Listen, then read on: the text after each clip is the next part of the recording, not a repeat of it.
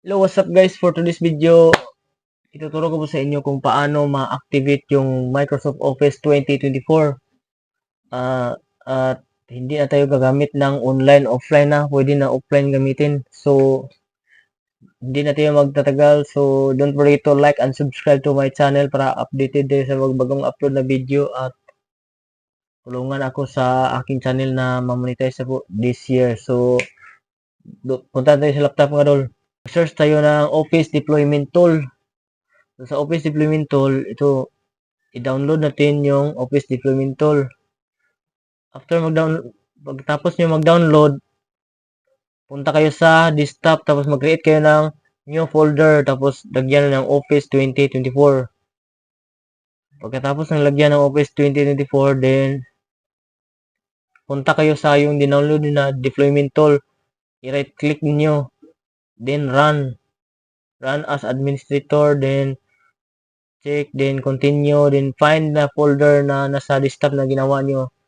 So, tapos that, okay, successful, then i-delete mo yung nasa taas, tatlong nasa taas, i-delete mo.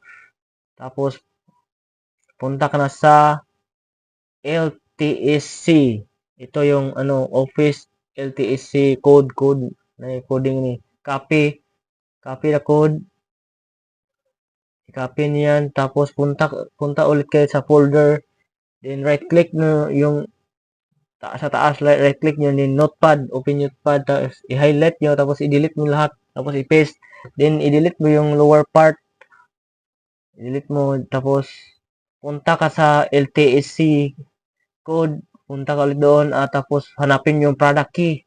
So yung product key, copy nyo yung product key, tapos i-paste nyo yun sa may search bar sa gilid, i-paste nyo, tapos i-save as nyo as configuration.xml. Tapos, i-delete nyo yung luma, tapos yung bago yung sinave, yan yung gamitin natin. So, punta tayo sa search bar, din copy yung disk. So, i-search mo yung search bar sa CMD, i-search mo yung CMD, tapos, pag-search mo CMD, run as administrator, then type CD, and space, and paste, and enter, then, balik ka na sa, i-copy mo yung console, i-paste mo dito sa CMD, tapos i-enter mo, tapos, ito na, you're all set. So, punta na tayo sa Word. Tingnan natin yung Word kung okay na ba. So, ito sa Word. Ito Word, okay na yung Word. Search din tayo ng Excel. Okay na yung Excel. Search din tayo ng PowerPoint. Okay na yung PowerPoint.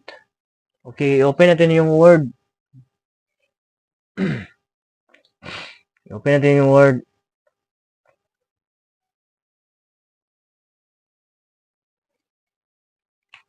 So, pag open natin ng Word,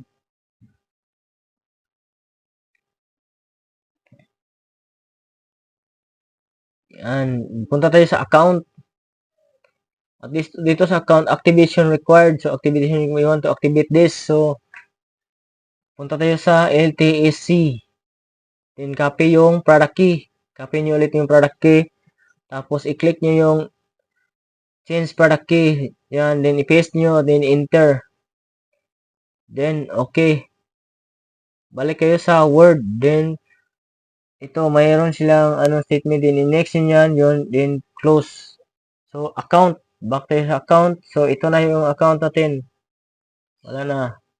Activate na yung account natin. So, pwede tayo mag-open ng Word, Excel, at saka PowerPoint. So, yan lang mga dol. Don't forget to like and subscribe to my channel para update sa bagong upload mga dol. Thank you mga dol.